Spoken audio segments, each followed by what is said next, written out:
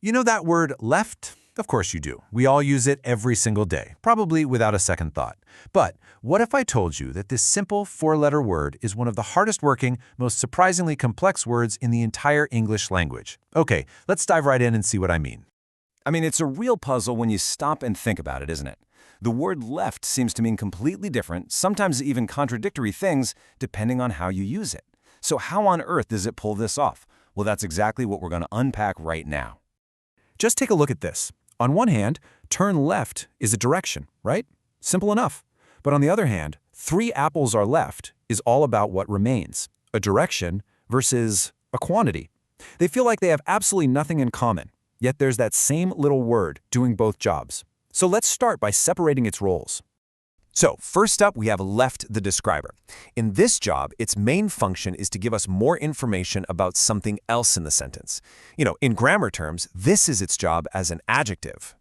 And just for a super quick refresher, an adjective is just a describing word. It adds detail or color or specifics to a noun. It basically answers questions like which one or what kind. So in our first example, turn left at the next corner. The word left is describing the corner. It's telling us which corner to turn at. Not the right one, the left one. It's giving us that one crucial piece of information. But here's where it gets really interesting. As a describer, left doesn't just stop at directions, no way. It has this other totally different descriptive power. Let's look at our other example and see how this works. In this sentence, left is describing the apples. It's not telling us their direction, it's describing their status. They are the ones that are remaining. So right there, you've got one word performing 2 very different descriptive jobs. Pretty cool, huh? Okay, so let's put that describer hat away and pick up a new one. The second job for our little word left is to actually be a thing or a place. In other words, it can act as a noun. And as we all know, a noun is just a naming word. It's the label we give to pretty much everything. And believe it or not, left can be one of those labels. See what's happening here? Left isn't describing the shop anymore. It is the location of the shop. Your left becomes a specific place, just like the park or downtown. It's actually the name for that location. And this example is perfect because it shows just how much of a thing it can become.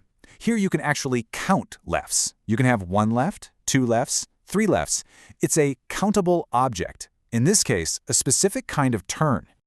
Okay, so left can be a describer and it can be a thing. But it has one more trick up its sleeve. It can also be an action. This, of course, is its job as a verb. Verbs are the engines of our sentences. They're the doing words, right? They tell us what is happening or what has already happened. And left is a very, very common one.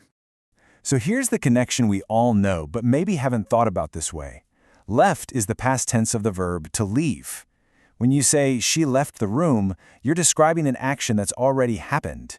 It's the exact same word we've been looking at, but now it's carrying the full weight of a past action. An adjective, a noun, and a verb. That's 3 totally different jobs from one single word. But why? Why this particular word? What's the secret that gives left so much power? Well, the answer is way simpler and frankly more brilliant than you might think. What about this number? 850. Seems kind of random, doesn't it? But it's not. This number is the key to this entire puzzle. It's the reason our humble word left is such a linguistic superstar. Any ideas what it could be? And there it is, the big reveal. Left is one of just 850 words on a very special list called the Basic English List. And its incredible versatility is exactly how it earned its spot. So, Basic English was designed way back in the 1930s as a simplified version of the language for global communication. The whole goal was to pick a core set of 850 essential words that could do the absolute most work. So words that can wear multiple hats, words like left, well, they are incredibly efficient. They are literally the multi-tools of language. So you see, what first looked like a confusing mess is actually the world's greatest strength. It's a feature, not a bug. It shows that mastering a language isn't about memorizing a dictionary, it's about deeply understanding these core, hardworking words that form the very foundation of how we talk to each other. And that's really the crucial takeaway here. The power of a language isn't just in its size, but in the efficiency and the flexibility of its most essential parts. Words like left are doing the heavy lifting for us every single day, and we don't even notice. Which kind of leaves us with a final thought, doesn't it? If left is this complex and this powerful, what other everyday words have these secret lives we've never even noticed? What other linguistic multi-tools are out there, hiding in plain sight, just waiting for us to discover them? Thanks so much for tuning in.